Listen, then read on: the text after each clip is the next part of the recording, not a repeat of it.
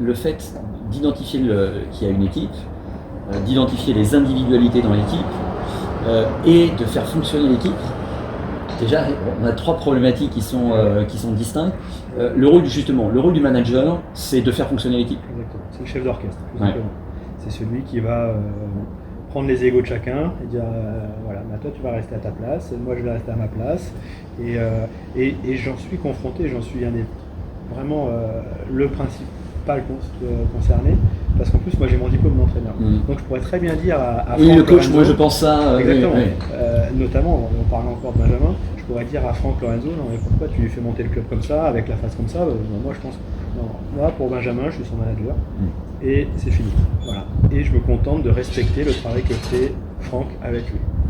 Et comme Franck respecte le travail que je fais avec Benjamin, voilà, sur le fait d'essayer de coordonner tout ce groupe entre l'ostéo, le préparateur physique Benjamin Norga, voilà, pour que tout ça fonctionne ensemble et que quand Franck lui demande de faire un exercice en particulier, je puisse demander à Benjamin si, de son point de vue physique, Benjamin va être capable de le faire, etc.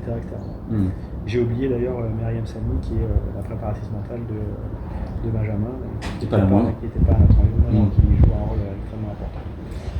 Et je pense qu'on touche un point important justement dans ce rôle de manager, parce que s'il n'y a pas ça, si on veut des équipes de qualité, si on veut des gens qui sont performants, qui sont bons, on a forcément des égos qui ne sont pas toujours mal placés, mais en tout cas qui s'expriment et à commencer par le joueur.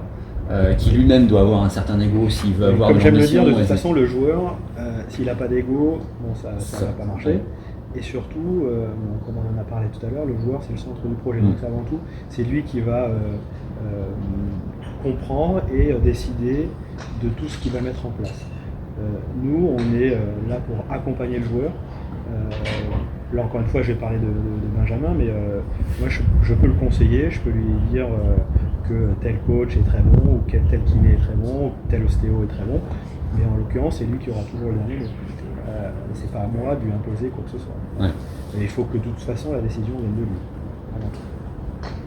Et effectivement, qu'on se retrouve avec une équipe de gens qui, en dehors de leur expertise, qui est indispensable évidemment, ont cette passion de faire réussir un projet sportif qui n'est pas le leur, qui est porté par le joueur, incarné par le joueur, et ça c'est pas toujours facile. Non, c'est pas facile, mais justement c'est un rôle qui est plutôt sympa.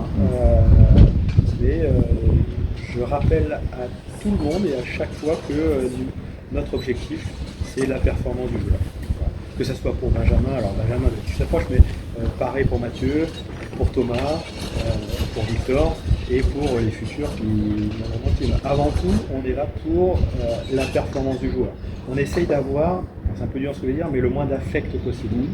Parce que quand on a trop d'affect, après on peut plus dire les choses, ou on se les dit mal, ou voilà, on peut plus travailler.